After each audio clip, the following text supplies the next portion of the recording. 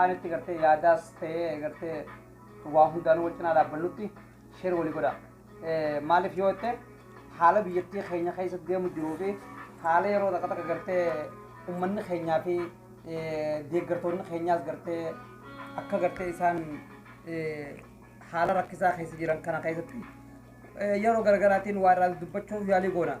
Keessattuu qabsaa'onni ijoolleen gartee ilmaan Oromoo oggaa jennu qabsaa'onni ilmaan Oromoo oggaa jennu warreettan gartee noormaalii baanna uummata gartee quuqama Oromummaa qofa baanna malee uummata gartee haadiroota gartee warra garaa jecha saba isaanii gurguru saba isaanii gartee gara gartee uummata gartee naftanyaa gartee Itoophiyaa dullatti uummata kanarra fi'uudhaaf abiyoot kana jala deemanii deeggaranii jechuudha uummata kana gartee afaan faajjee uummanni kun ittiin gartee dimookiraasii isaan hin babal'ifanne federaalistii isaan lafa hin qabsiifne akka gartee waan garagalaa gartee propagaandaa garagalaa qabatanii deeman haala hedduu mijjeeffachaa jiran kana immoo dura dhaabbannee gufuu shira isaan dura kaan kana qabsoo teenya gara jabinaan itti deemnee firraa buqqisuudhaaf hawwiin keenya fuulduratti haa jennu maaliif kana hoggaa jennu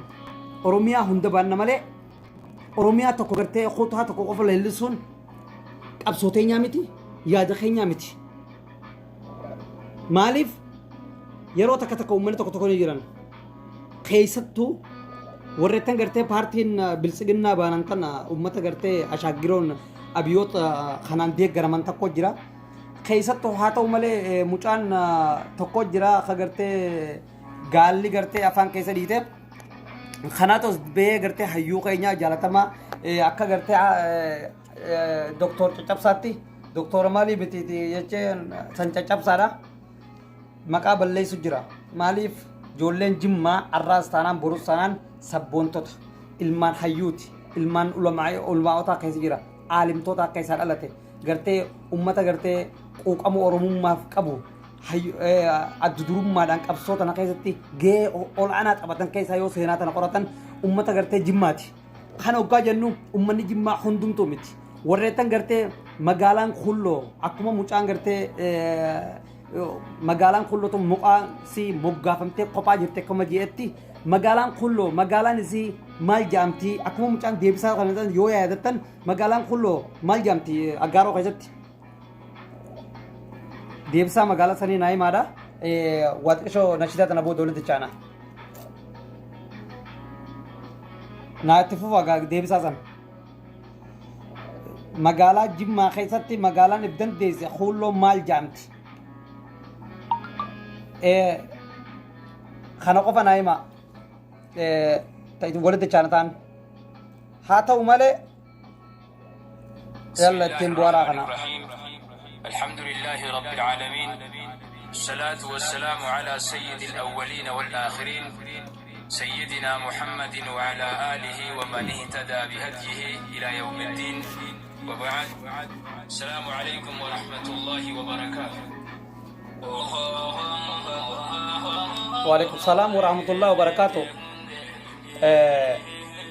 ورت جندتنا من نجار oromummaadhaanis amantummaadhaanis waa hedduu keessa jirra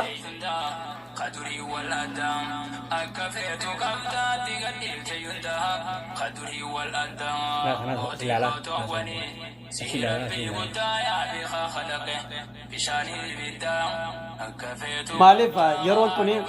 yeroo gartee soomana kurnan boodaati waan takkaan jaas gartee soomana kurnan boodaa kana maaliif leeylatul qadrii keessa jira ajirii gurguddaadha nashiidaa tana gartee hordofuudhaan nashiidaa tana gartee of bohaarsuun dirqama amantii teenyaa jechuu amantii qofa leellisu osoo hin ta'in oromummaas maaliif oromummaan amantiin jechuun dursa keenya oromummaan itti aanti Abdurrahman Hussein maal jee amantiin ruuxiitiyya oromummaan dhiiga kiyyaa jee addan baasuuf hunda jiruutiyyaa jeeti nashidaa takka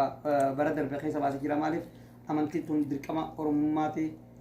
walitti nuyi dha jechuu amantiin hangafaati jechuun akka amantii teenyaatti haa ta'u malee oromummaa fi amantii addan baafnuuti abaddan akkuma humni gartee boolota kan dhumanitti dhumna malee wajjin sanii fi adda durummaadhaan nashiida tan hordofuun dirqama keenyaa jechuudha.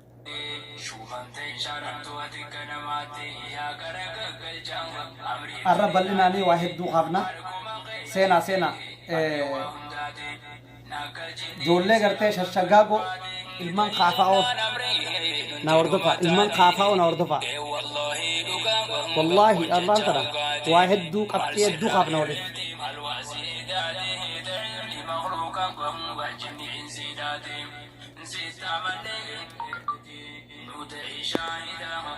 akka feetu qabdaa nu garsiifte seenaa sheer godhame